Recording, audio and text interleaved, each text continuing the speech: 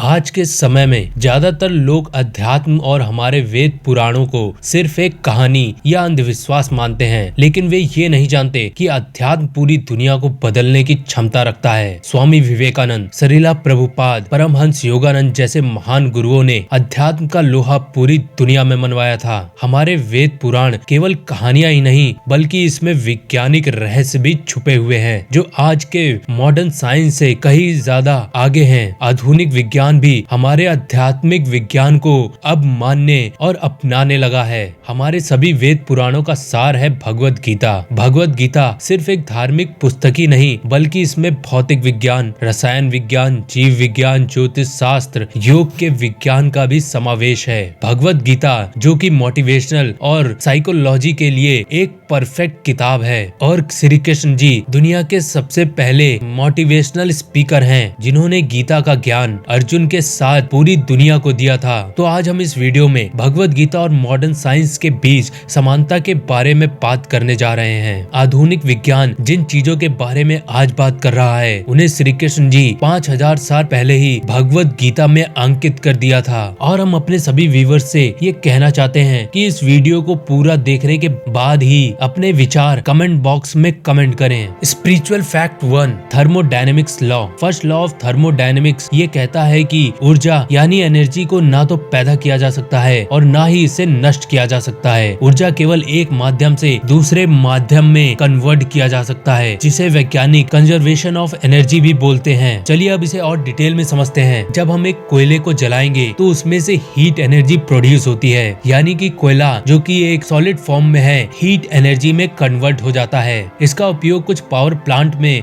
Electricity बनाने के लिए भी किया जाता है, जिसमें वे कोयले को एक बॉयलर में डालते हैं, जिसमें कोयला जलने लगता है और हीट एनर्जी प्रोड्यूस करता है। उसके ऊपर एक वाटर टैंक लगा होता है, जिससे पानी बॉयल होकर स्टीम में कन्वर्ट हो जाता है, और यह स्टीम आगे लगे टरबाइन में जाती है, जिससे टरबाइन चालू हो जाता है, और यहाँ टरबाइन हीट एनर्जी को मैकेनिकल एनर्जी में कन्वर्ट कर रहा होता है, और ये टरबाइन आगे जाके जनरेटर से कनेक्ट होता है, जिससे इलेक्ट्रिसिटी प्रोड्यूस होती है। तो इस पूरे प्रोसेस में कोयला हीट एनर्जी में, और हीट एनर्जी मैकेनिकल एनर्जी में, और मैकेनिकल एनर्जी इलेक्ट्रिकल एनर्जी में कन्वर्ट हो रही है। यानी कि ऊर्जा एक माध्यम से दूसरे माध्यम में कन्वर्ट हो रही है, और ना ही यहाँ ऊर्जा कोई नष्ट हो रही है, ना ही कोई नई ऊर्जा क्रिएट हो रही है। इसे भगवत गीता में अध्याय 2 के 22वें और 23वें श्लोक में कुछ इस तरह कहा गया है। श्लोक 23, नैनम छिन्दन्ति शस्त्राणि, नैनम दहन्ति पावका, न चैनम क्लेदयन्त्यावो, न शोषयति मारुता।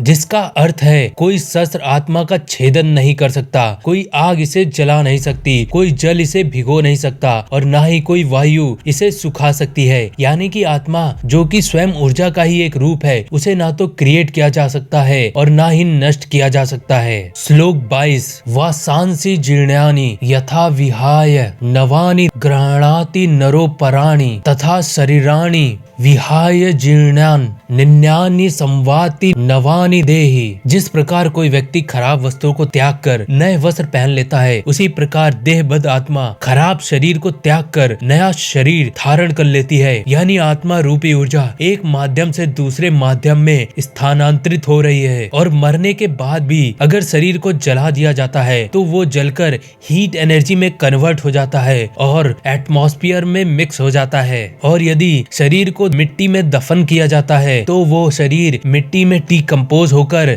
मिट्टी में ही मिल जाता है। भगवान श्री कृष्ण ने गीता में इन दोनों श्लोकों में यही कहा है कि आत्मा को ना मारा जा सकता है, ना पैदा किया जा सकता है, ये केवल एक शरीर से दूसरे शरीर में जाती है। और भाई, हमारी आत्मा भी तो एक ऊर्जा का ही रूप है। Spiritual fact 2, big bang theory. Gita के जिस श्लोक के बारे में हम बात करने जा रहे हैं, उसके लिए हमें पहले बिग बैंग थ्योरी को थोड़ा समझना होगा। बिग बैंग थ्योरी ये कहती है कि पूरे ब्रह्मांड की रचना केवल एक पार्टिकल यानी कि एक मॉलिक्यूल से हुई थी। मॉलिक्यूल्स में एटम होते हैं और एटम्स में एनर्जी होती है, और जब ब्रह्मांड की रचना हुई थी तब केवल एक सिंगल एटम था जो लगातार एक्सपेंड हो रहा था, और अचानक इसमें विस्फोट होने के कारण इससे अत्यधिक ऊर्जा निकलकर ब्रह्मांड में फैलने लगी, और जब ये ऊर्जा ठंडी हुई तब इससे निर्माण हुआ मैटर्स का। ब्रह्मांड में सारी चीजें मैटर से ही बनी है। मैटर से इस ब्रह्मांड की सभी वो चीजें हैं जिसे हम छू सकते हैं, जिसका हम स्वाद ले सकते हैं, जिसकी गंध को हम महसूस कर सकते हैं। ये सभी चीजें मैटर ही हैं। मैटर के 4 फॉर्म होते हैं, ठोस, द्रव, गैस और प्लाज्मा।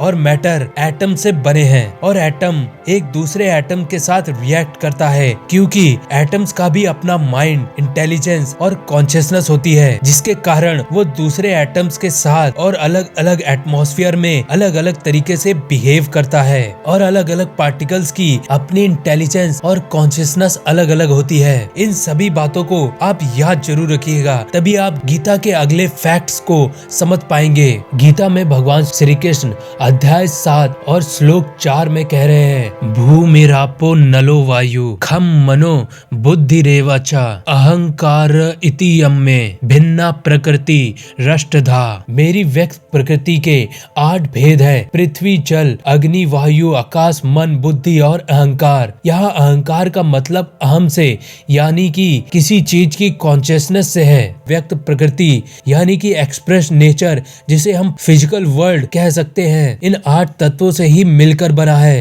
तो चलिए अब कृष्ण जी द्वारा कहे गए श्लोक और मॉडर्न साइंस को आपस में कनेक्ट करते हैं। पदार्थ मैटर यानी कि सॉलिड, लिक्विड, गैस और प्लाज्मा। सॉलिड मतलब पृथ्वी तत्व, लिक्विड जल तत्व, प्लाज्मा वायु, अग्नि और आकाश तत्व से मिलकर बना होता है। प्लाज्मा को और जानने से पहले आकाश तत्व को समझ लेते हैं। आकाश तत्व मतलब शून्य, जहाँ पर कुछ भी ना हो, जहाँ बाउंडलेस और एंडलेस की स्टेज हो, जिसे हम इन्फिनिटी भी कहते हैं। तो चलिए आप प्लाज्मा को जानते हैं। मॉडर्न साइंस के अकॉर्डिंग दुनिया का सबसे बड़ा नेचुरल प्लाज्मा सूर्य है। साइंटिफिक एक्सप्लेनेशन के अकॉर्डिंग सूर्य का निर्माण आइसोनेट गैस यानी कि वायु तत्व और हीट यानी कि अग्नि तत्व के मिलने से, और जब इन तत्वों के एटम्स फ्रीली मूव करते हैं यानी कि किसी भी प्रकार का अट्रैक्शन या रिपल्सन नहीं होता, सारे एटम बाउंडलेस और एंडलेस स्टेज पर होते हैं यानी कि इन्फिनिटिव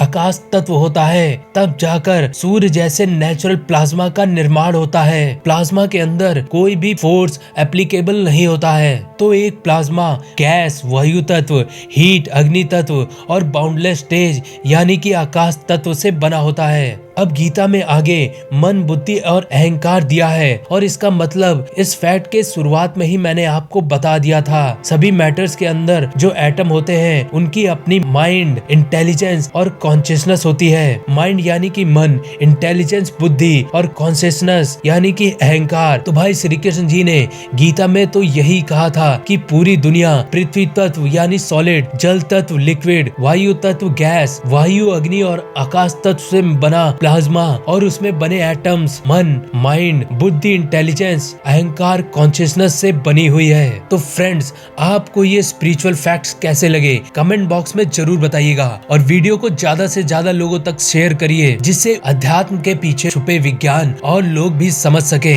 और आप हमारा डिस्कॉर्ड सर्वर भी ज्वाइन कर सकते हैं, जिसका लिंक नीचे दिया हुआ है, और सब्सक्राइब बटन के बगल में ज्वाइन बटन भी दिया हुआ है, जहां से आप हमारी मेंबरशिप लेके आध्यात्मिक विज्ञान को और गहराई से जान सकते हैं।